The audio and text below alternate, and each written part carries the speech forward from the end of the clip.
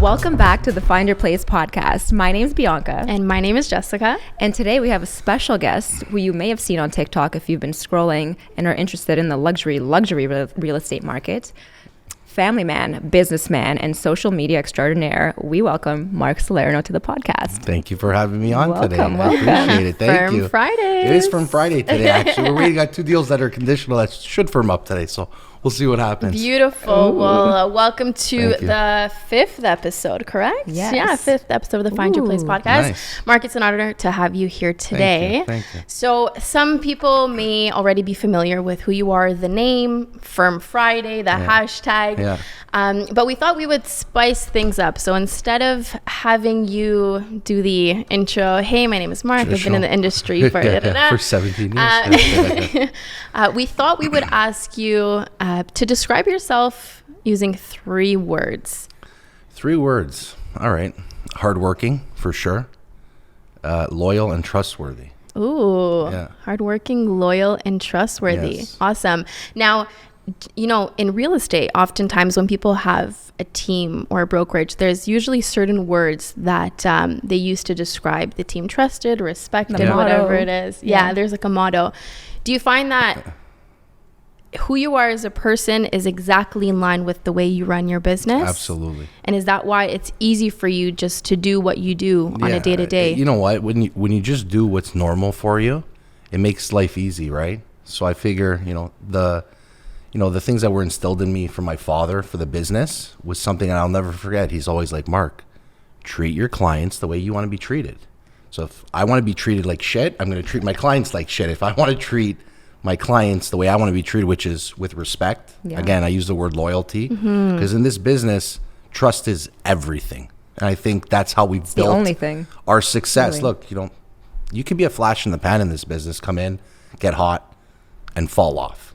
And we've seen people do that. But to build over, decades, this is how long we've been around for. I've only been around for 17 years. So tell us about the business prior. Your dad, what did he... So he started real estate in the mid 60s. And it was like 1964 is one of like the OGs. Wow, and he was sick. in the city, right? Yeah. So obviously I wasn't around then. I was born in 1985. Yeah. But he did residential real estate till about the mid 80s, till when I was born. And then he only did land. So it was just strictly land development with builders and, maybe do a couple deals a year here and there. So it was a different aspect. Was he considered a broker or was he, okay. So to rewind, 1970, he opened up his own brokerage. Okay. And that's when it was Salerno Real Estate. Okay. 1980, converted it to Euromart Realty. So he just changed the name. Where did Euromart come from? The story, I'm not even 150% about it. I know that there was someone that he was dealing with that had this name Euromart. And they actually, I think they're still around today in Toronto. Really? I believe they're called the Euromart Group. Okay. But so he opened Euromart Realty. He just changed the name in 1980. When I took over in 2009, Euromart, that's all I knew. I didn't even know Salerno Real Estate existed prior to that. So I ran it for 10 years under Euromart. Okay. And then finally I was just battling with Salerno Real Estate. Yes. And Euromart Realty. I had 2 websites. We had 4 people at the company. I have SalernoRealEstate.ca, EuromartRealty.ca. And it just didn't make sense. And double the work. Yeah. Yeah, it just didn't make sense. And finally, I'm like, you know what? Let's do a full rebrand. Let's come back as Salerno Realty. And then at that point there, I may just change it to Salerno Realty Inc. rather than Salerno Real Estate. Yeah. And we're 52 years running right now. So were you working with your dad? No. Or no? That's the one thing that sucked is I didn't get that opportunity. So I got my license in 2006. Right away, he's like, okay, if you're going to get into real estate, no problem. Go for it. But what are you going to do with me? All I do is land development. Yeah. There's not enough work on the land side. And I want to do the residential sector anyway. So he goes, you're going to go here. So he brought me to roll a page at Weston and Langstaff, met with Jack Fusco, didn't even interview with anybody else. I liked him. Yeah. Signed up. I'm not a person that likes to change. For example, look, and some people need to find that right groove for them. So it's okay. But when you see realtors switching, I've seen people, successful people, switch like 17 times. As soon as something new comes up. It to me, it's like, I'm the type of person, again, loyalty. Yeah. Right? Like if something works for me, I don't change it. That's just the way it is. And obviously you have to adapt, with changing times. So you need to tweak things. But had my dad not got sick at the time, I don't know if I would have left, because like things were good. My dad had a brokerage, but I was working somewhere else. Yeah. Right. But my dad was literally at that point, 2006 to 2008, it was a business card, no website, nothing, work from home. Yeah. Right. So when I took over your market, it was like, okay, what do I do now? I was at a comfy office. Now I'm home with no brokerage, like a brokerage, but no office. Wow, Yes. that's interesting. Yeah. Yeah. So when I was talking, on the previous podcast, like, guys, I used to do everything. So appointments would come in, I'd have a book. 2009, write down the appointments, confirming Not appointments. a computer, guys, a That's- book. and this is 2009. This is Yeah. not like 1985. Yeah, 2009. I had still a manual trust ledger for the brokerage. Wow. Which, nowadays everything's on the computer. But I Yeah. was writing in manually on the trust ledger in 2009. It makes me feel like a dinosaur. But I was 24 years old at the time, right? And it was like, it was new. It was exciting. It was scary. But like, I wanted it. So you were I was at Royal LePage and then you for moved 3 over years. to the. Then I switched over to And then how many people were there with you? Nobody. It was just you. It was by myself. Me, myself, and I. me, myself, and Okay. I, wearing every hat at the brokerage. at the Okay. time, right? Okay, so what did your days look like? Because I'm curious to know what your days look like today Yeah. versus what they looked like years ago. So Then. walk us through that. Obviously, I wasn't as busy Yeah. back then. Yeah. Look, I've always liked to think I was pretty successful in this business. Yeah. And obviously, if you go back 12, 13 years ago, if you were doing 10, 12 deals, it was good. Yeah. It's not what 10, 12 deals was today. Like today, you can do 5 deals in a year and have a decent year. Yeah. Back then, you were doing 10 deals. What was it, right? Like some Right. commission checks were $5,000. Mm-hmm. I drove out at the beginning of my career. I went everywhere, and we still do. This is the reason why we kind of were all over the map. But I remember driving 3 hours north to go do a deal for $140,000. Yeah. Wow. What was the commission on that? $2,500. Yeah. But yeah. we did it. Yeah. Well, I always say we, guys, because I don't like using I. Okay, like I have a brokerage, I have a team. We're small, but I just like using we. Yeah. And I would go anywhere. Look, for me, it just didn't matter. If I have an Ontario real estate license, why not sell wherever, right? Especially when you're starting. Yeah. Was that instilled in you by dad? I want to know about your personality and your dad. I think it's more my Yeah. my personal work ethic. Yeah. In the sense, like, look, am I the most organized guy? No, I'm not. I will be the first person to say that. Brad was like my dude when he was a little bit late. I was like, my dude. I'm an organized mess, Me if you too, want to me call too. it that, Yeah. right? But when I get something in my head, You're going straight. I'm gonna get Yeah. it. Yeah. It's not can I, I'm going to. So that's been, growing up, I played a lot of sports, always excelled in sports, and I took that competitive edge into real estate. Yeah. Anything I've ever done in my life, I feel like either I do it 150% or don't waste my time. I'm not doing it, because if I can't give somebody everything, why do it? And I took that mentality into like even how servicing my clients, Okay. I like to think that I go above and beyond. I know it's tough, especially now seeing fast forward, 2 kids. I have a daughter that's turning 5 and one that's turning 8. I have a wife, and it's hard to separate the work balance and life balance when you're in real estate. If you're doing this Yep. full time and you're successful and you're busy, you're working a tough morning one. to night. Yeah, And it's it's a tough hard one. to separate, I'll be honest. But again, it's in me. It's But like, what are your plans for that? Like, let's just say we fast forward 10 years into the future.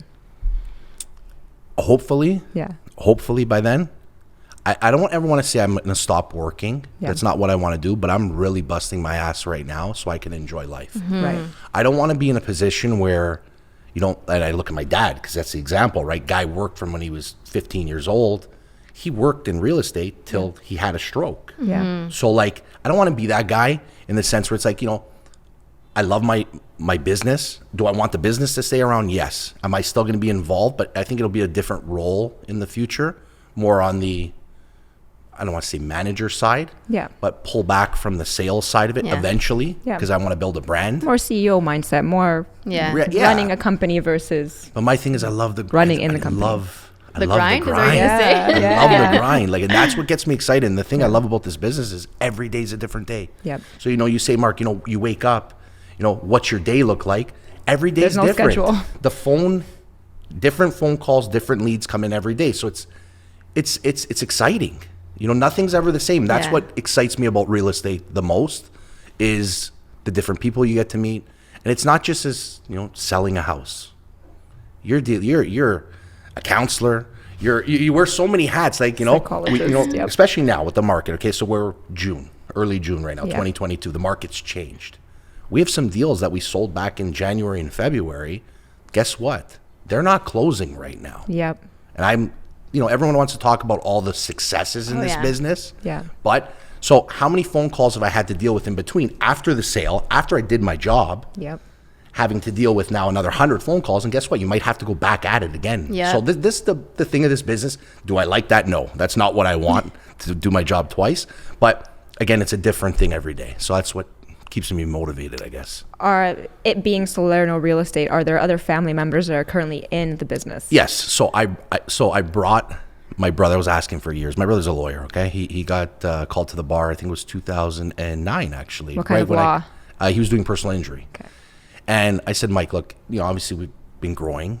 I brought team members on. And I said, Mike, why don't you get your license? So he did. And now he's working, I'd say, 6 days a week as a realtor and 1 as a lawyer. Wow. Yeah. And having him at the company, obviously I love it. Like Game my dad would changer. have loved to see this, right? And my mom, she had her license back in the day with my dad. Like Okay. literally. Oh, But you know that's what? sweet. My dad passed away, 13 years ago, 12 years ago. And it's like, my mom's still young. I Yeah. said, Mom, why don't you get your license? She's, something God, to do with I us. So love it's this. awesome. Yeah, I know. So Family, real she's part of it. family. Yeah, it's a real family brokerage. But Yeah. even the people that are with me, Are I like consider family. them family to me. So do you ever work from home? Do you have an office in home? You were talking about separating the work and your personal life. I don't Are you have always an in office set up at home. Okay. No. So if I got to work at home, it's, pop the laptop open and away you go. But I do not, now that we have our, physical office, Yeah. I try not to. I used to have it at home Yeah. even 5 years ago. And you were, I assume you did that on purpose, right? So that you're able to kind of separate the space? No, just more because we were growing. Yeah. And it, obviously for signage and stuff like that, you want to see it. Yeah. Physical offices nowadays, if you're spending time in the office, odds are you're not making money. Like that's just what it is. If you're sitting behind your desk Yeah, all yeah, day in real yeah. estate, your odds are not busy. Yeah. Right. But it's nice to have that space, especially where we are. We're in the village of Kleinberg, center ice on Islington. Just the signage alone for me is worth it, right? But it's nice to have that physical office because then, we get together, we talk. Every Yeah. Friday we have our meetings. Yeah. Like today, sorry I'm late. Oh, yeah. Right? So yeah, no, it's nice. It's nice. Okay, so we were talking about family, and I'm curious, would you want to have your daughters also get into the industry? Because you were mentioning your father was in the industry, but that was something Yeah. that you wanted to get into, right? Yeah, at the end of the day, I want my kids to do what's going to make them happy. That's first and foremost. Yeah. Do I want them getting into real estate? I don't know. It's a tough It's question fast. it is fast. But again, if they want to, I will support them 1,000%. Yeah. At the end of the day, again, for when I think about my kids, I just want them to be happy. I don't Mm-hmm. care what it is they want to do. As long as they're happy, that makes me happy. And it's tough because they're younger to say that. Yeah, so fast yeah, forward yeah. 15 years, I don't know. Yeah. But yeah, I know. You might change your mind. You might, Might be like, change my I don't mind. want you to do anything that makes you happy. Those things are wrong right now. I don't know. We'll see. Please let me worry about that yeah. when the time comes. We'll touch back with Yeah. you in, Yeah, 10 years. Yeah, We'll have you back 10's a on. little early, maybe 15. Yeah, maybe he's just like, Put wait, 'em give into me more their time. 20s. Oh my gosh. So you have an air of this. The way that you seem to go at business is in a. I don't want to say it's not delicate at all. Oh, they're Yeah. coming for you, Mark. They're coming for you. Guys, love you. Another hot sale, another firm deal. So you don't seem to come to things delicately. You seem to fight. You seem to negotiate in a more of an aggressive manner, more what we would call today more masculine way of being. So there's this thing in culture and in society where men are really being pulled away from acting in a manly way, and it's being called macho or toxic or whatever it is. Yeah. What advice would you have for young men who are trying to find their own masculinity and power? Look, I want to say, maybe from the outside, and this is the first time we're meeting, Yeah. right? So you may look at me. I'm a big guy, tough guy. I'm a Teddy bear. I'm a teddy bear. I got that, Okay, but there's a portion of you have that to be takes though on. in business, whether Yeah. you're a male or a female. Yeah. You need to be. I don't want to use the word aggressive, but you Yeah, gotta be that's- assertive. yeah, in- assertive, In what, that's the in word I what, was in looking what for. you do, okay? And there's a way to do it properly, and there's a way not to do it. Like, I'll tell you, last week I had a conversation. First time I ever spoke to this agent. We were she's talking about bringing in an offer, brought in an offer. And the next day, because we were supposed to sign it back in the morning. I said, tomorrow morning we're going to sign it back. By the time my clients got to the DocuSign, it didn't leave much time. I'll be honest, there was 4 hours left on the irrevocable. Yeah. So when I sent it to her, I said, don't mind the irrevocable. Yes. Yeah. If you guys are going to accept the deal and you can't get to it in time, just sign it back to me and we'll work with it. And if you're going to sign it back to me, no problem. Yeah. It was a very aggressive message I received back, because this was the call we took the day prior. Right. Then when I did the follow-up at night, hey, expired, followed up. Yeah. Didn't message me. Next morning, hey, good morning. Again, Yeah. just want to check in. I got a really nasty message back, and I just picked up the phone. I'm not going to get into the text message game, and it was very aggressive towards me, and it kind of fired me up a little bit, and maybe more than I wanted to. Let's put it that way. But again, we're not supposed to, as realtors. We're not competing. We're not competing, and we're supposed to work together. Yeah. We're trying to get to a common goal, and that's making your client happy and my client happy, and we get to the middle and we make a deal. There's no need to be combative with another realtor. And I kind of had to say it to her. I said, look, we've never dealt with each other before. Yeah. I'm trying to work with you here, and you're just coming at me hot right now. Yeah. And I'll be honest, at the end of the conversation, I hung up. Yeah. I just hung up the phone because I couldn't deal with it anymore, Yeah. right? And then after I sent her a text message later on, I'm like, listen, didn't like the way that conversation went today. Right. But if you guys are ready to do something, we want to sell the house. Yeah. You guys want to buy the house. If we can make it happen, great. If not, listen, thank you for yours and your client's time at the end of the day. So I think there's a way in negotiating that you have to kind of stick to, and it's number one, being professional with somebody first and foremost. Yeah. Give the respect to everybody. I don't care if you're someone who just came into the business or you've been in the business for 40 years. Be respectful to your peers, and that's who we are, because we got to work together at the end of the day. All we really have is our reputation, right? So next time you have a deal that went smoothly with the other agents, you're like, well, hey, you got any people for me? That deal was really smooth. Well, that's the whole point. That's the Right. whole point of it, really, at the end of the day. I want to work with people who are respectful and people who just want to get deals done. At the end of the day, we have a goal, and our goal is to sell real estate. Yeah. And try to make the process as easy as possible without creating havoc along the way. And I know it's tough because, guys, the market right now, we know it's tough for people, buying and selling side. It's very difficult, right? And realtors are under quite a bit of pressure now from both sides, right? You have, I literally had a photo shoot yesterday with my team, and I have one colleague who was getting off the phone and in tears because the sellers now they have these different expectations, right? It is, but even if sellers sell, that was something on the way here. I was like, what? I hope they want to talk about that, seller expectation. Yeah. But it's also realtor guidance. yes, of Managing course. expectations. Yeah. Okay. Yeah. Because I think right now the thing that, and we spoke about it again before, is as realtors, we have a job. It's not to get a deal done. No. It's to take care of your clients and making sure you're directing them in the right path. I'm starting to see, and I'm sure you guys are also, problems coming up in the market, because especially when it was nothing on the market, throw offers in on properties, the response, and I was looking on Reddit, there was something that came up. It was a text conversation through a client Oh boy. and his thing. It was just on Reddit, so I don't know who it was. Yeah. But it's like, hey, what do you think we should go in at? Well, whatever you feel comfortable with, give your best, put it on paper. I hate But that. I honestly. the thing is, though, the client is hiring you for a reason, because Yeah. you're the professional. Yeah. Give your opinion. Hey, I think it's worth $1.5 million. If you need to stretch another 20, 30K, at the end of the day, that's your discretion. But I think it's worth this. Not just give $1.8 million. Yeah. Listen, I've been in a lot of deals where I've seen top offer and second offer with a significant gap. Yeah. Why? Because maybe that realtor just wants to get a deal done. Yeah. Yeah. And it's tough. I don't like seeing stuff like that. At the end of the day, my job is to represent the seller. If I'm on the listing side, if I'm on the buying side, it's to represent the buyer. And I have to worry about my clients, but people need to focus a little bit more. So what if you get a signed call and a buyer says, hey, I want to buy this house. You're representing the sellers. How do you feel about multiple representation, representing both parties? So I typically won't take it on as multiple rep. Okay, I'll provide all the service I need to, but at the end of the day, I make it clear unless it's my own client that I'm signed in with, I will not go into multiple rep. Yeah. Okay, so they'll just be a customer. Yeah, listen, I can draw the offer up for you, I can show you comps, but at the end of the day, it's on you, right? But again, we'll guide them the way we need to. But saying that, I had a situation during the heat of the market where my direct, who came in, I showed the house to, wanted to give me an offer on offer date. We did. Another agent. Both offers were identical with the exception of $200. Yeah. Oh. It was crazy. And we're talking about a high ticket price property. So $200. My clients came into the office to see me because it was narrowed down to the two. And first thing he looked at me, the client says, Mark, what are the offers? I told him, he goes, okay, we'll take your offer.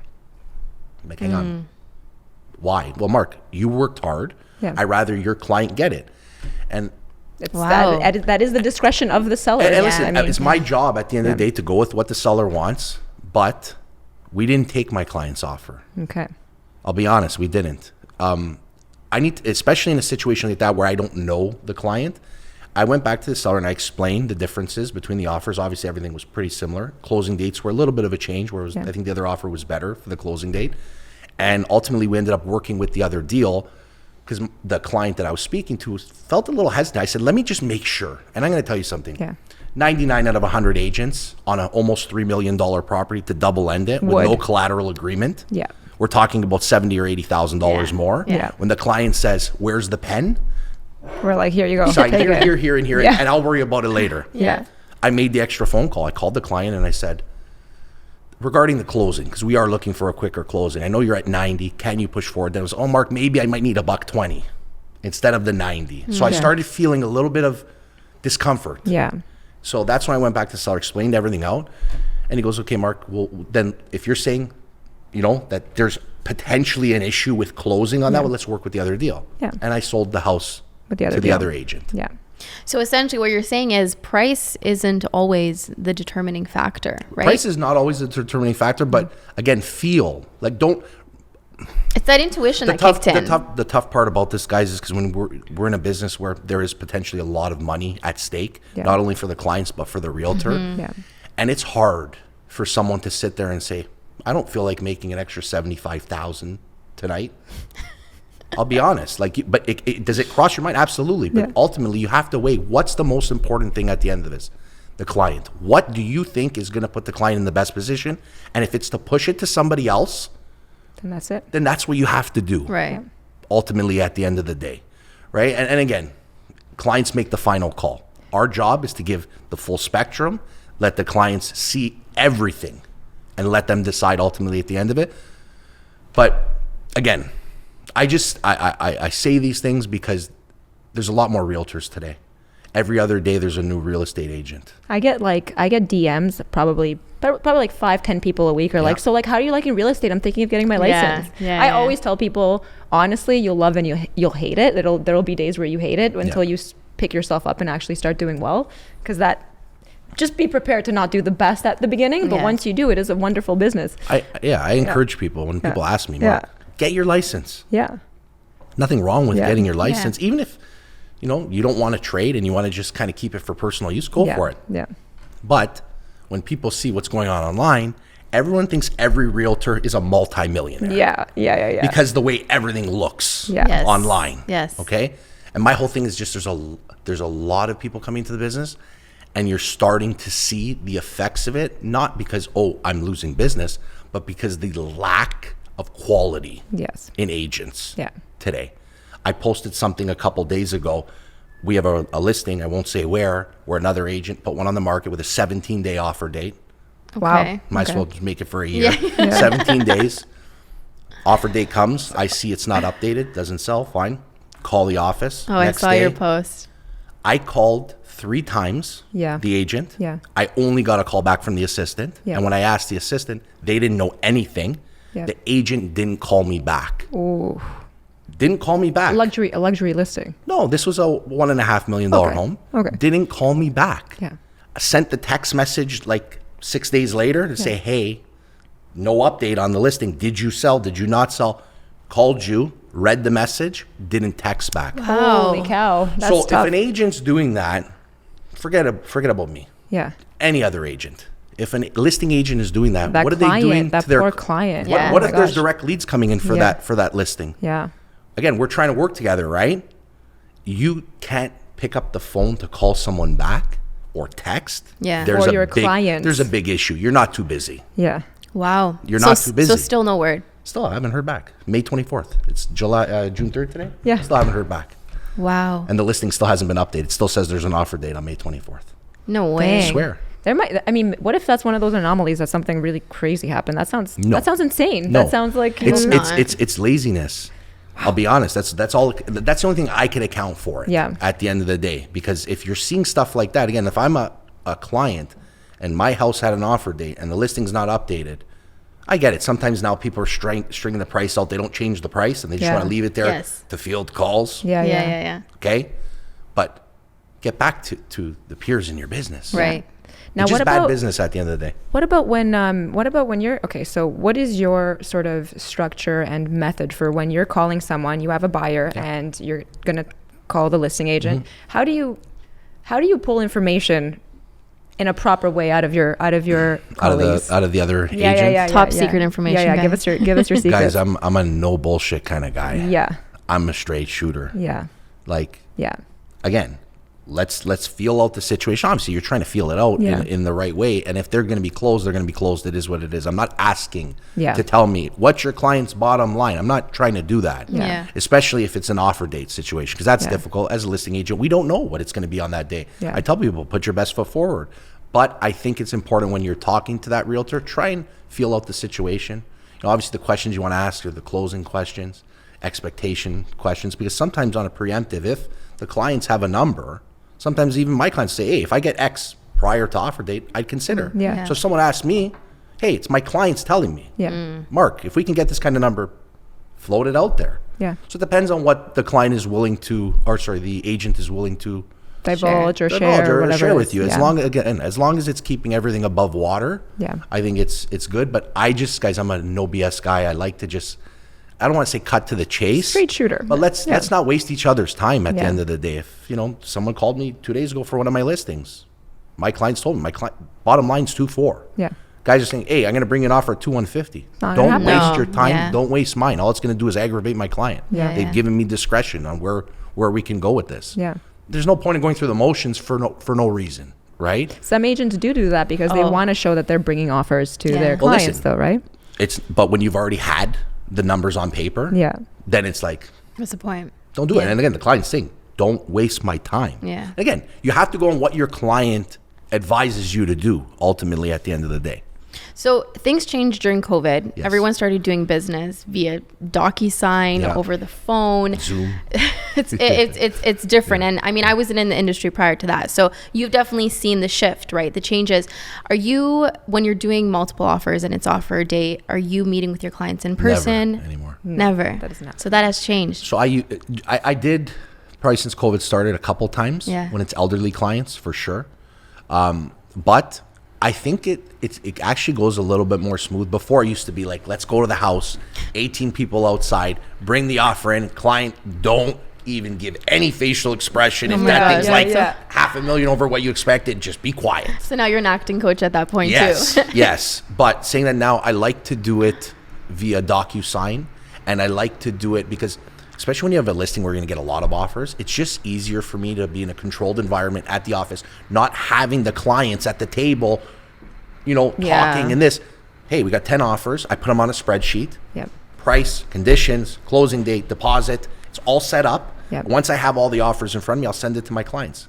Okay, guys, let's review this together now. This is the short form version of what we have in these deals. Right. Then we'll narrow it down to who we're working with, and then it's nice and simple and easy. Yeah. I like it that way. Not saying I don't like the in-person thing, because that used to get me fired up. Okay? But if people don't want to do that because they don't want to have 10 different families coming in the house. Yeah. Well, I It's can only changed. imagine what it was like before. Now, do you think are they really going to go through with this unblinding offer? Like, I Listen, think they're doing this, right? If they want to do it, they can do it. All I think it's going to do is raise jack prices. the prices. Yeah. It will. That's my opinion on it. I don't think I've come across a person in real estate who's said differently. It's odd to me that would even be brought to the table when so many professionals, and it's not just realtors, we're talking about all real estate professionals think it's a bad idea. Economics professors think it's a bad idea. It's the problem that the general public They don't know better. trust realtors. Yeah. Call a spade a spade. It's back to what you said. Because the unfortunate part is, again, there's some people who take the job very seriously, and then there's some people who are just in it for themselves. Yeah. And I've been in situations like that before where because the agent wanted to double end the deal, they, backdoor the client, Yeah. which is your client. Yeah. And how do you explain that after? And that's garbage needs to be cleaned up, because we're talking about a lot of money here. It's not a joke, right? But if they decide to go forward with that, that's what we're going to have to get used to, and we're going to have to work with it. Yeah. Right? It's So, part of the business. You've had a lot of success in your life. Yeah. Now, can you think back to a time where you really were at a breaking point, where things were not easy, where there was almost like backed up into a corner type deal? I'd say more at the start of my career. Yeah. It took me 6 months to do my first deal. Yeah. I was young. I was 20 years old. Mm-hmm. Yeah. Suit and tie at the office. I love that. And, Youngest one there. Yeah, literally the youngest one there. And I just knew, again, it goes back to that mentality. And I'll never forget, actually, because I was sharing an office with Massimo Canella at the time at Royal LePage in the far corner of the office, probably the worst office there, because we started around the same time. And I was like, I got to make this work. What am I going to do? And I remember watching The Secret.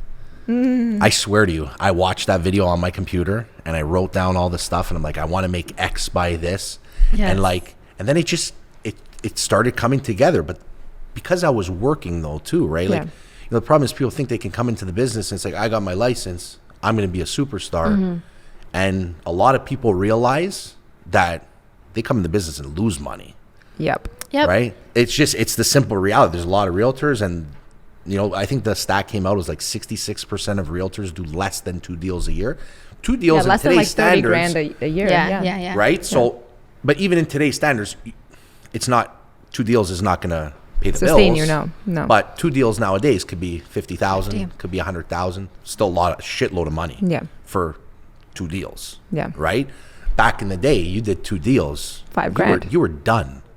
You needed another job. Yeah. Right? Yeah. But that was the point, I think, where I really had the struggle, if you want to call it, was at the beginning of my career. And a lot of people look now, it's like, when I tell people I didn't do a deal for 6 months, They don't they're believe like, you. They're like, Mark, honestly, that makes me feel amazing, because that gives me hope. Yeah. That's what I said to you when we spoke last year. When we got off of Clubhouse, I asked if I could speak to Mark on the phone, and he it phoned was, me. who was I forgot the other girl's name. We did a 3-way call. Victoria. I remember I was outside of my Davidson listing at the time, and we spoke for about a half an hour. That was the first time we spoke, right? And that's what I asked you. And I was like, hey, I just got into the industry. Yeah. It's been like a few months. Yeah. What can I expect? Yeah. And same thing, I actually got my first listing 6 months into, but I was like, I don't even know what to expect. There's so many highs and lows. And when you said you worked those 6 months, what did work look like to you? Were you cold calling, door knocking? I used to door knock a lot back in the day. I don't do it anymore, obviously. But you prescribe to all those old models, not the old models, but the models that have been presented to all new realtors in every name brand brokerage. Making a list of 200 people. It's different nowadays.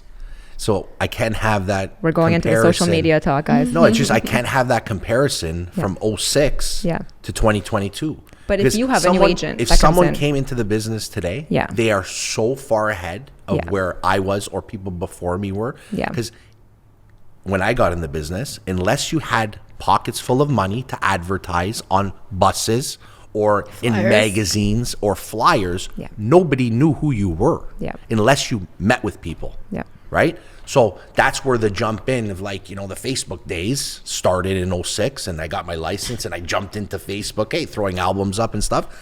But people today, there's no excuse. You come into this business, get on social media, create an account, put yourself up there. You can do paid promotion if you don't have a lot of followers to begin with, but it's an avenue right away to be able to get in front of people with the click of a couple buttons. So that's why not everyone's going to be successful in this business, because then it comes down to work ethic. You can't just get social media and think, okay, I'm in real estate, now everyone's going to want to work with me. Why are they going to want to work with you? People want to work with people who are busy. That's what it comes down to at the end of the day. If you see that someone says they're in real estate, is never posting anything about real estate, is, out fishing every day or doing, things that, are not real estate related, why am I going to call you? Yeah. Right? So it's not enough just getting to that point, but I tell agents who start, listen, if you have nothing to do, go ask other agents to run open houses, post that stuff on your social media, go book appointments for agent previews, Yeah. fake it till you make it. Go to a condo downtown, pretend that Do a you're showing it to somebody. Yeah. And when I say pretend, really you're not pretending, because guess what? If you're putting it on social media, you are showing people. Yeah. Ooh, perspective. Show the condo. Yeah. Oh, then all of a sudden you might get a message. Hey, what's that unit? How much is it? Yeah. But these are ways to try and get leads at the beginning when you're starting out and your phone's not ringing every day to go to a listing appointment. Mm-hmm. You got to do the small things. I think it's doing a lot of the small things that will get you to the big picture, if you want to call it, right? So when did you do your Facebook and your TikTok? Did it come before your Instagram? Yeah, for sure. One other question. When you're creating content outside of sharing your listings, how do you come up with the ideas for the content? So I have, the start with Facebook was the first social media platform I ever started putting real estate on at the beginning. That's where I got my first deal from at the beginning. Awesome. Okay, Those were the photo albums? Facebook photo albums. That's great. Yes, and it was the first deal I got on Facebook was, at the time, she was probably about 2 years younger than me, so she had Facebook. She was maybe 20. Mm-hmm. Parents helped her out to find something. She found me through Facebook and it's like, hey, I want to buy a condo. I'm like, okay. So I sold her a condo at Humberline at Highway 27 for, I don't know, we paid $136. Wow, imagine that. For it, the grind. $136. We paid for it. And then guess what, though? That client, I ended up leasing it for them after. Ended up leasing it for a second time. Then I ended up selling it. Then she bought a townhouse from me. Oof. So that one deal that I did back at the beginning turned into probably 5-6 deals later on in life, right? But Facebook was first. Then it was Instagram, 2013, I believe. 2012, 2013. And then TikTok was just when COVID. Actually, right before COVID started, I posted one video at a house. Hey, it's Mark Salerno. This is my TikTok account. Didn't do anything with it. No. Went dormant. And then COVID started. And then I'm like, okay, let's jump on this thing. Jumped on it and just TikTok exploded. Yeah, I find you jump on social media platforms very quickly, which I think is super important. Yeah. My question is your branding. So when I think of you, there's certain things that come to mind. Yeah. Firm Fridays is one of them. Yeah. Can you guess the price of this home? Yeah. Are these things that came organically as you were just, okay, guys, let's shoot? Yes. Or, okay, so there wasn't a strategy behind it. They just came up and it's like, okay, roll with it, right? Now I stopped, I don't want to say I stopped doing it, but I pulled away from it just because everybody and their mothers can use the price. It now. It's like in like the States, it's like everywhere. Yeah. And hey, it's our business, I guess, do what works, right? And it's that hook, right, that gets them to stay on the TikTok video. Yeah. But the thing was TikTok, so now it's like the growth has obviously slowed down because the more people that get onto a platform, the more stuff you see about real estate, the more washed out it gets, right? So at the beginning, that video, the first viral video I had on TikTok was the OVO basketball court, the one we had in Kleinberg, and I think I had 500 followers. This thing picked up 5,000 followers in a day. Wow. I posted the video. I'll never forget. I went for a listing appointment at a house that it was vacant and it had no heat. It was like February and I was freezing. I had chilling. My feet were frozen. Like, why didn't you let me leave my shoes on? And it was a disaster. Anyway, went to the listing appointment. By the time I got on, I'm like, oh my God, this thing has 150,000 views. Wow. And it was just going off. I remember calling my friends. I'm like, yo, I'm going viral on TikTok. And then the thing is, when you see that kind of explosion right away, and that's why I love TikTok, because TikTok has the ability to go viral. Instagram, almost impossible to go viral now, unless, It's luck. It's almost luck or something really special. Look, real estate to go viral. Yeah. Now on Instagram, it has to be a really over the top listing. Right. And it depends what's someone's definition of viral too, right? Yeah. Like now my definition of viral to me is different. It's in the hundreds and millions of views, not 50,000 views, right? So it all depends on perspective for somebody. Yeah. Someone might say, hey, if I get 10K, that's like an explosion, right? It's all relative to the size of your account. But TikTok has the ability, even if you're at 0 followers, to pop off. That's why I like TikTok. So when we come to value proposition and when you're meeting with potential sellers, is this something that you bring to their attention? Not as much as people would think. Okay. I had some guy commenting on my video. Actually, there was this one guy. I was called out twice. You should do responses to some of their... I was thinking about it, I'll be honest. One was on TikTok. Some guy made a video. I think it was I forgot what it was called, but it was calling out realtors. Yeah. Okay. And one part that he highlighted me in the video was oh, look at Salerno. This whatever. I tried to make a joke. of a little doll house, like a little kid's house, in a listing I had in Nobletown. Like, this is what you can buy in Toronto for $299,000. The guy called me out for it. Fine. That was one. And then on Twitter, about a month and a half ago, someone sent me a message, and I was on a Twitter thread. And funny enough, there were some other realtors who, one of the guy who called me out wasn't a realtor, but the other person who started chiming in was a realtor. Oh boy. And then another realtor jumped in and they started questioning, I think he buys followers.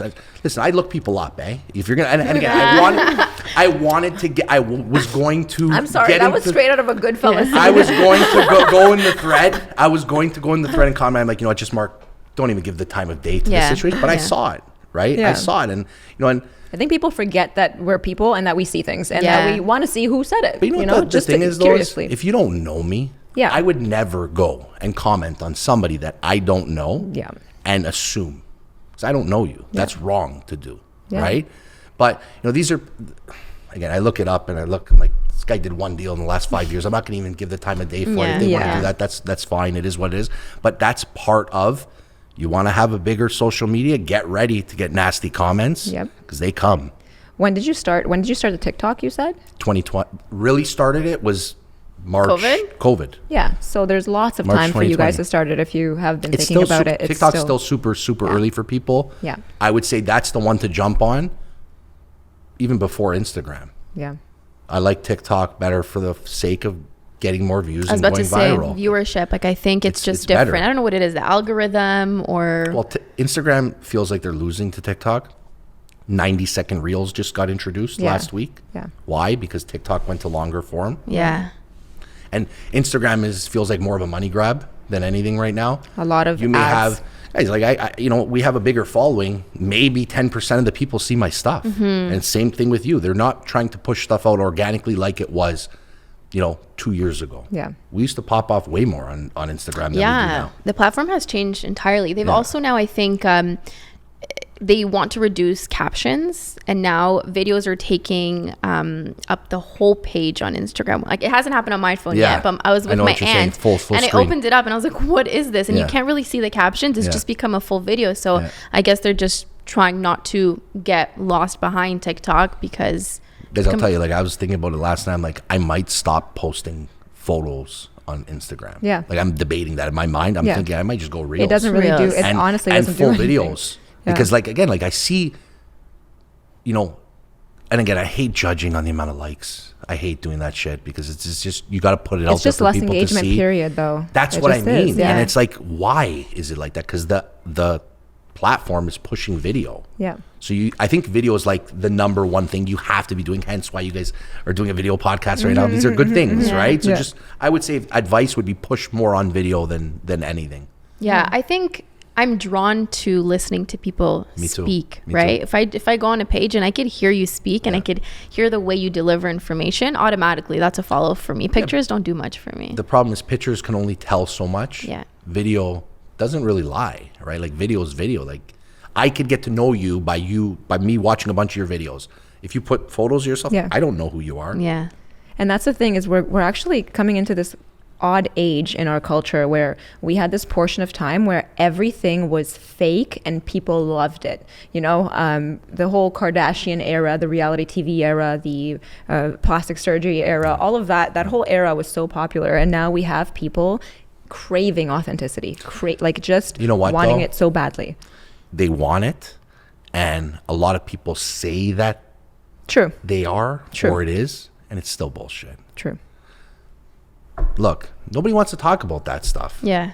Nobody wants to talk about, you look at something, you're like, that's a sham. Yeah. I know that's a sham. I see it's a sham. Yeah. I'm going to keep it to myself, but I know it's a sham at the end of the day. And well, that's not really authenticity, right? It's not, but this is what I'm trying to say. People say one thing and then they do something different. Yeah. Right. And the problem, again, how we're talking about what makes things go viral nowadays. It is showing off expensive cars and watches and, beautiful people. Still exists, yeah. Well, because people are building that dream, right? But again, it sucks is listen, people want that. Yeah.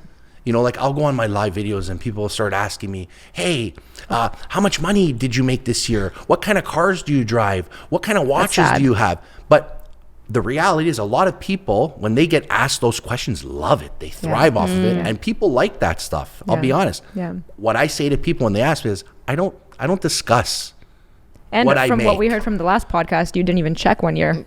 It probably was how like much 5 you years made. in a row. It's horrible to say. I mean, so he's But being honest. I don't know what I'm. it's just, again, money can't drive you. Money, you need it. It can't drive you. That's never been a force of my why I'm here. Yeah. It's come to me, I feel, naturally Yeah. because of what I do. But again, I love when we talk about the authenticity thing, and I like doing these podcasts because it's like you're watching me, you see me, you know who I am. Yeah. Yeah. And who I am here is the person that I am when I came to your open house to meet you that first time, right? Again, because I'm not a bullshit kind of guy, I like you to play it straight for me. Tell me how it is, because I'm going to tell you exactly the same way. It's just when you see it online in our business, it sucks. And it sucks more for the consumer because the rug's being pulled from them. Yes. Right? And going back to what you asked me about at your listing presentations, people must think, and I went off topic, guys, I'm sorry, I chatted that's way okay. too Love much. it. Go. But going back to when you asked about at listing presentations, the guy in the thread said, oh, he probably goes into, and I don't know why I'm putting this voice on, but I imagine he sounds like that, where he's like, he probably goes in and says he has so many followers and that's how he gets his business. That's and I'm crazy. like, bro, that's actually probably the last thing. I'll tell people, hey, Yeah. can we put our stuff out to more people than the average realtor? Yeah. 1,000%. Yeah. And that's a fact. Like It's factual. I talk about numbers. Yeah. I'll open up my phone and show people Statistics. insights if they want to see it. Yeah. I have no problem doing that for people. But that's not the big pitch. I would like to think that people would see that as value to them. Yes. What's real estate about before social media? Client care. The question, well, no, let's talk about the sale aspect. Okay. People would ask, where are you advertising my house? Yeah. Because if it's not the MLS, where's it going? Are you putting it in a magazine? Are you putting it in flyers, ads? Now it's everyone. We're sitting here. We all got our phones. You open your phone. You can't open your phone without seeing real estate. Yeah. So if I can give my clients a competitive edge to get their property in front of people, it's a source of value for them, Yeah. right? And again, I'll explain that to them, but not to the degree that people think. And even so, can you imagine somebody being upset at that? Like I have an avenue in which I can bring value to my clients. I'm not going to bring it up because that's going to offend you. It doesn't make you happy, or like, that's strange, right? If it wasn't for me in real estate, I probably wouldn't have social media. Yeah. I'd be off of it. Yeah. And So- that's just the truth. I keep it around. I love it. Yeah. And don't get me wrong, I love social media. Yeah. I love it. But because of look, this week again, the fake account Yeah. with the So many underscore of at the them. end, I must have had 150 messages from people saying, hey, Mark, is this you? No, of course not. Yeah, I've probably messaged you so many times. I don't even with bother telling people screenshots. that whenever I see someone else's account, I automatically pictures. I'm like, it's report. sickening. It's sickening to the point now. It's Yeah, sickening. it's annoying. It's way too much. And again, the thing that bothered me the most is I want people to know who I am. I want people to know I'm a daddy. I want people to know I have beautiful kids, and I'm not just a fucking robot realtor. But I can't. there it is. And look, I can if I was comfortable with my kids' photos being hoarded out online. Yeah. Yes, Yeah. but I'm not comfortable with that. Yeah. I'm not comfortable with people making accounts saying that my wife's dead, and Oh my God. that's what they do. Yeah. I'm widowed. Yeah. Right now. Yeah. On the fake thing world. Yeah. I could deal with you putting my pictures on Tinder and Grindr and Yeah, all these. Grindr. They've been everywhere, Grindr. eh? They've been everywhere. Sugar Daddy Mark, everywhere. Oh, wow. Yeah. I got a list funny. of Wow. stuff. It's bad. Yeah, It's yeah. bad. But Instagram, that's why I hate They steal Instagram. girls' accounts, especially the girls who have the girls who already have the OnlyFans, or even if they don't have the OnlyFans, they have like the bikini pictures and the butt pictures and stuff. Those pictures, and there's a lot of content out there that a single girl might have. Yeah. They'll take their content, they'll make another page, they'll create their own OnlyFans, they'll go to OnlyFans for Really? one day, pay the like gosh. $29, Yeah. copy all that content, put it on the new OnlyFans, and then make. It's just yeah. it's all revolved around the sham. Yeah. This is what I'm saying. Like the sham of what happens online. That's the bad part of social media. Yeah. Is the fraud part of it. And again, I guess you can't control it. But again, I don't use Twitter. Well, now we have this blockchain, this NFT. We have this. Something's going to happen there that's going to up security. I'm sure of it. There has to be something. You know what the thing is? Everybody wants to be verified. Like that's the thing. They want to be verified because they think it's a social, like a power Status thing, Yeah, right? yeah. At the end of the day. But, and I get it. Having it, it's there for a reason. And I'm not to argue it. But nowadays, if somebody wants it, you can buy it. Yeah. You can buy it. Yeah. These are Any of it. known Yeah. facts. You want views, you can buy views. You want followers, Yeah. you can fake it all the way through if you want. But Yeah. then you're going to have to be a fraud your whole life. Yeah. It's Right? And then exhausting. it goes back to authenticity. Are you authentic or are you fake? Right? So, I don't know. Listen, love social media, but I fucking hate it. Yeah. Yeah, That's yeah. Let's just leave it literally at my that. response Let's leave it at that. I all love the it, but I hate it. time. So are you the one responding to all of your messages? My Salerno real estate account Yeah. is me. That's the only person who How touches do you my account. manage everything? Like I don't know how Yeah, you who have films your stuff? I mean, you So- must no, have an I assistant. have a photographer. We Okay. have a videographer who does our stuff. Then I have someone who works for me in my office, Right. Monday to Friday, 40 hours a week, content that we don't. My content doesn't really shoot the videos for me. If we do stuff on the phone, yeah, but the professional stuff I still shoot with the photographer, Right. Right. videographer, walk We for went videos. back to the content thing. How do you come up with your content? Look, you try and see trends, Right. right? Yeah, like the research for it, like what your method is. I'm on the phone Yeah. all the time. all the time. It's sickening. Okay, so that's My screen time's gross. how are you? It's Is your gross. phone Don't make- dying all don't the let us time? see. My screen time's gross. What is I it? can say it. What is it? What do you 10, think? If mine's 7 hours, so yours is probably like I probably 10. It's double digits. Yeah. Yeah. A day. It's double digits. Don't Yeah, you but get drained? That's crazy. There's only 24 hours in a Yeah. day. Yeah. It's sickening. So you're answering if you have, I don't know, 10, 15 listings going at the same. Yeah. I don't know how many you have Yeah. right now, but you're responding to all these phone calls. Yeah, myself and my team. Yeah. So Okay. it depends. Like there's certain listings I'm on by myself. Okay. And then there's certain listings that I'm on with team members. Yeah. And it slowly Picks up the slack a little bit too, well, right? You need it. Like there was Yeah. points where I had 30 listings on the market I can't and like I imagine. was doing it by myself. Yeah. How do you even have You know? time to go to the I washroom? had 3 at once and I'm Yeah. like dying. Yeah. I don't know. I still Yeah. listen, guys. I still enjoy myself. You know, Yeah. still play PlayStation. Yeah. Still do these things. I'm a normal human being at the end Yeah. of the day. It's not just all real estate, but Yeah. yes, Yeah. it is all real estate in the sense where I like to say I work from the time I wake up to the time I go to sleep. That's my hours. Do I want people calling me at 11 o'clock at night? No. But if I need to deal with something, I'm not one of those guys where it's like, Not today. I'll talk to you tomorrow. No, if it's got to be dealt with, it's got to be dealt with. Yeah. On my honeymoon, we were in the Maldives. I don't know how people pronounce it. Maldives. Eh. I don't want to offend anybody. Tomato. Exactly. But it was 4 a.m. Yeah. local time there. I don't know what time it was, but we had an inspection and I was FaceTiming on my honeymoon. Yeah. And it wasn't even FaceTime at the time. It was one of those Tango, maybe. It was Tango. I don't even know if Oh, you guys yeah, know what that is. yeah. It was Tango to do video Must calls have been really slow too and choppy. in the Indian Ocean. Yeah. Like my. FaceTiming my colleague at the time, one of my partners that used to work with me, and trying to deal with work. I didn't have to do that, but it's just if I feel like I'm not giving 150%, Yeah. I can't do it. It's not in my DNA. I was about to say that's true to who you are. It's not in my DNA. Yeah. Right. But so that means that, so before we wrap up, Yeah. we're running on time Yeah, here, sorry but about before that. we wrap up, so your partner on Yes. your honeymoon, so would you say that one of the factors of your success is pretty much how she handles her portion of, that at the time it was one of my, it was a damo, someone who used to work with me. okay. But no. Yeah. Like, look, I have now, it's different.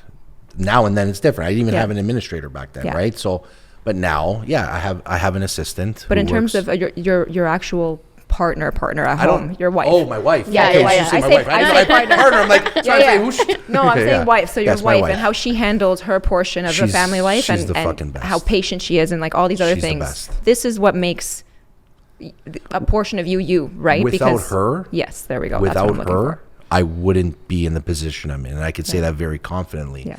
Because not only from what she helps with the company, because she works with me. Yeah. Not as a realtor on the admin side of things, but just from the understanding of a wife. Yeah. For someone who's as high level production as me is like, and when I'm not talking about doing deals, just always working, Yeah. that she understands. Yeah. And it is tough. There's times it's tough. It's Yeah. not to say it isn't, but if I didn't have the support from her to feel like I can go and do this, then it's either, there's two things that happen. Mark with no partner, Yep. or Mark is in the position he's in right now, But beautiful not- wife and kids, and working and Yeah. having the support to do what I have to do Yeah. for Did my you guys business. meet prior to real estate? Yes. Or? Okay. Yeah. We met in grade 12. Oh my goodness. Yeah, we dated I'm for melting. 3 weeks, and then I don't want to say, yeah, we were kind of dating, and I told her at that point, I said, You're gonna be my wife? no, I said I can't do. I said I'm sorry, I can't do this. Oh, You're okay. at the That point went we were a different way. 18. We were 18. I said the point, like I'm 18 years old. Yeah. I wish I met you later in life. Yeah.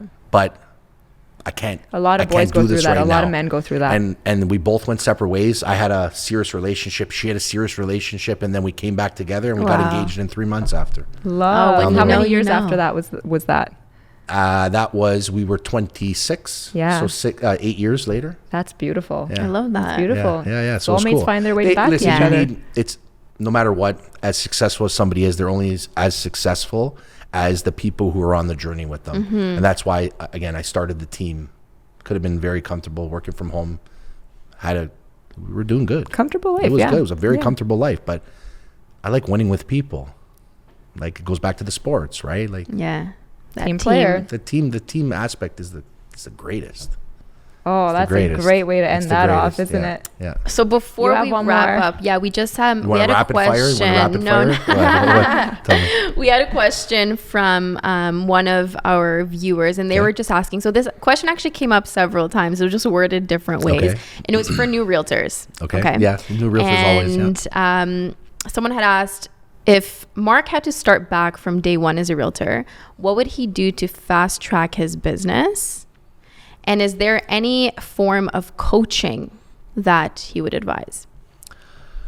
Stop trying to fast track everything. New agents and just in general in life, everybody wants everything today. I want it now. They wanted it yesterday. Get that mentality out of your mind. And if you're a new agent, realtors, the best part is we can have a long life in real estate, right? So obviously do the things that are going to put you in a position to, succeed long term, but get that fast track mentality out of your mind. If you're someone that wants a fast track, and I'm not trying to discourage people from trying to obtain success right away, but just if that's your mental thing, it's going to you probably won't get there, and it'll discourage you and you'll be out of the business is what I would say. So just, again, do the small things like we spoke about before to set you up for success as a new realtor. And that, obviously it goes to you're asking if I coach or if No, should someone follow coaching? Like, did you have a coach? Is there I something? had a coach at one point, but honestly, I wasn't really listening to what they were telling me. I don't think Mark loves authority. No, it's not that I don't I love feel like- authority. I love learning from people. Yeah. I do love learning Yeah. from people, but the coaching thing for me wasn't something that worked out. For some people, I know it really sets them up and Yeah. to do well. But I think you're the doer. You just go in and do it and figure it out as you go. yes, Yeah. yes, 100%. Yeah, I think some people are perfectionists, and we don't want that. We need the coaching. Like, tell me how to do it right the Yeah. first time. Yeah, I don't want to mess up. But again, listen, I listened to a lot of books, read a lot of books, so it's not like I haven't Self-developed. learned. I didn't learn this all by myself. Yeah. All right, lovely. Well, it was so nice to have Yes, you thank here, you for Mark. having me. Thank you for taking an hour and a bit out of your day Yeah, today to thank come and you. join Yeah, us. we're You know, good, you have yeah. to take a call. Your Yeah, phone we're good. was We're ringing. good. We're good. We're good. Thank you, everyone, for tuning in, and we look forward to having you join us on our next episode. Have a great one. See you Take next care. time.